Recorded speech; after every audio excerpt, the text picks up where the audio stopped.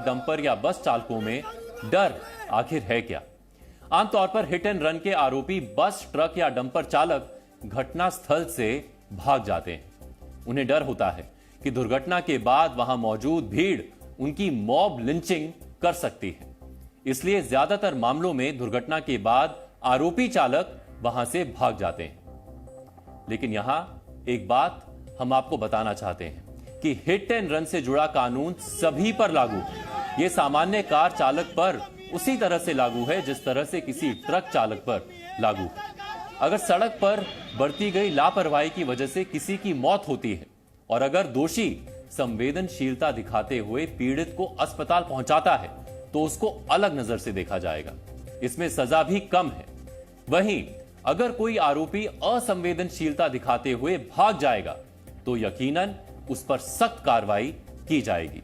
जहां तक mob lynching के डर का सवाल है, ऐसे मामले में यह भी मुमकिन है कि बस या ट्रक चालक कुछ दूर आगे जाकर पुलिस को सूचना देकर आत्मसमर्पण कर दे या फिर वो पुलिस से पीड़ित की जान बचाने का आग्रह भी कर सकता है। दोनों ही मामलों में दोषी को संवेदनशील व्यक्ति माना जा सकता है।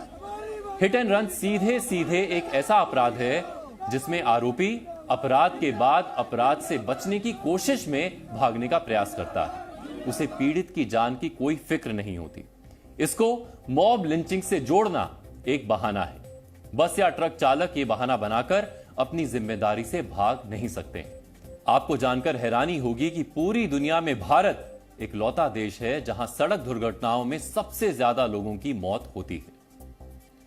भारत में हर साल औसतन 1.5 लाख लोगों की मौत सड़क दुर्घटनाओं में होती है। पूरी दुनिया में सड़क दुर्घटनाओं के मामले में मरने वाले हर 10 लोगों में से एक भारतीय होता है। भारत में सड़क दुर्घटना में होने वाली मौतों में करीब 33% मामले हिट एंड रन के होते हैं। औसतन हर साल सड़क दुर्घटना में मरने वाले 1.5 लाख लोगों में से 50,000 लोगों की मौत हिट एंड रन की वजह से होती है। आपको यह भी बता दें कि हिट एंड रन में मरने वाले 50,000 लोगों को अगर उस समय मदद मिलती तो करीब 50% लोगों की जान बच सकती थी। यानी दुर्घटना के आरोपी अगर पीड़ित को बचाने की कोशिश करें तो हजारों लोगों की जान बचाई जा सकती है। यही वजह है कि हिट एंड रन को लेकर कानून और सजा के प्रावधानों में जो बदलाव किए गए हैं उसका एक मकसद पीड़ितों को समय पर अस्पताल पहुंचाने के लिए प्रेरित करने से भी है। अगर गलती से आपसे कोई दुर्घटना हो जाती है तो भागने के बजाय पीड़ित को अस्पताल पहुंचाना आपकी जिम्मेदारी होनी चाहिए। मुमकिन है कि पीड़ित की जान बच जाए और सजा भी कम मिले। क्या बस और ट्रक चालक हिट एंड रन की वजह से मिलने वाली सजा से बचना नहीं चाहते? भारत ने आजादी के 76 वर्षों बाद दंड संहिता में बदलाव किया है। यह पहली बार है जब हिट एंड रन के मामलों को असंवेदनशील और गंभीर अपराध माना गया है। लेकिन दुनिया के कई देशों ने काफी पहले से ही सख्त नियम बना लिए थे। दक्षिण कोरिया में हिट एंड रन के मामले में पीड़ित की मौत होने पर दोषी को उम्र कैद तक की सजा हो सकती है। यही नहीं, भारी जुर्माना भी लगाया जाता है।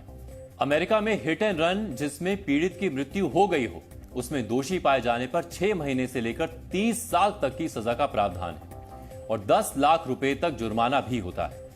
यहां के अलग अलग राज्यों में सजा के लिए अलग अलग प्रावधान है। इसी तरह से इंग्लैंड में हिट एंड रन के मामलों में पीड़ित की मौत होने पर दोषी को भारी जुर्माना और 14 साल तक की सजा का प्रावधान है। इंग्लैंड में दोषी चालक पर 2 साल तक के लिए गाड़ी चलाने पर भी प्रतिबंध लगाया जाता है। कनाडा में हिट एंड रन के मामलों में पीड़ित की मौत होने पर दोषी को 5 साल की सजा का प्रावधान है और भारी जुर्माना लगाया जाता है। जापान में हिट एंड रन के मामलों में पीड़ित की मृत्यु होने पर दोषी को 7 साल की सजा और 10 लाख रुपए तक का जुर्माना लगाया जाता है। चीन में हिट एंड रन के मामलों में पीड़ित की मौत होने पर दोषी को 7 साल की सजा और जुर्माने का प्रावधान है। जर्मनी में हिट एंड रन के मामलों में पीड़ित की मौत होने पर दोषी को 5 साल की सजा का प्रावधान है। यही नहीं, इस देश में अगर कोई व्यक्ति दुर्घटना का चश्मदीद है और वो पीड़ित की मदद नहीं करता है तो उसे भी 1 साल की सजा हो सकती है। यानी इन देशों में भी किसी व्यक्ति को टक्कर मारकर भागने वाले चालक को गंभीर अपराध का दोषी माना जाता है। यही नहीं, इस तरह के मामलों को असंवेदनशील माना जाता है। भारत में अभी तक हिट एंड रन की गंभीरता को नहीं समझा गया था। ज्यादातर मामलों में चालक एक्सीडेंट के बाद भाग जाते थे। वो ये मानते थे कि वो किसी व्यक्ति की जान लेकर बच निकलेंगे। नए कानून के बजाय पुराना कानून हिट एंड रन के आरोपियों को इसलिए पसंद होगा क्योंकि उसमें सजा कम मिलती थी। पहले हिट एंड रन के मामलों को अलग कानून से नहीं देखा जाता था। दुर्घटनाओं से जुड़े मामलों में 3 धाराओं के तहत कार्रवाई होती थी। धारा 279, इसके तहत सार्वजनिक जगहों पर लापरवाही से वाहन चलाने और मानव जीवन के लिए खतरा पैदा करने के मामले में 6 महीने की सजा और जुर्माना लगाए जाने का प्रावधान था। इसके अलावा धारा 304A के तहत लापरवाही की वजह से हुई दुर्घटना में पीड़ित की मौत होने पर दोषी को अधिकतम 2 साल की सजा और जुर्माने का प्रावधान था। कई गंभीर मामलों में धारा 304B के तहत भी कार्रवाई की जाती थी, जिसमें 10 वर्ष से लेकर उम्र कैद तक की सजा का प्रावधान था। धारा 338 के तहत दुर्घटना में पीड़ित गंभीर रूप से घायल हो तो ऐसी स्थिति में दोषी को 2 साल तक की सजा और जुर्माने का प्रावधान था। यानी सड़क पर चलने वाले वाहन चालकों को हिट एंड रन के मामले में पीड़ित की जान बचाने से ज्यादा चिंता ज्यादा सजा ना होने की है।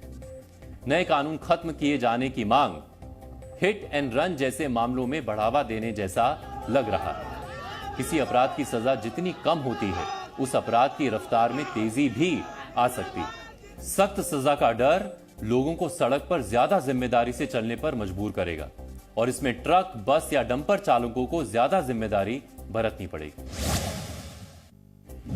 यहां हम आपको ट्रक, बस या डंपर चालकों को ज्यादा जिम्मेदारी बरतनी पड़ेगी। यहां हम आपको एक और जानकारी दे दें कि हिट एंड रन के मामले में धारा 106(2) के तहत कार्रवाई हुई तो आरोपी को जमानत नहीं मिलेगी। धारा 106(2) गैर जमानती धारा है। इसी तरह से धारा 106(1) जमानती धारा है। अगर कोई आरोपी दुर्घटना के बाद पीड़ित को मदद पहुंचाकर या पुलिस को सूचना देता है तो ऐसे मामले में उस पर धारा 106(1) के तहत कार्रवाई होगी, जिसमें सजा भी कम है और इस अपराध में जमानत भी मिल जाएगी।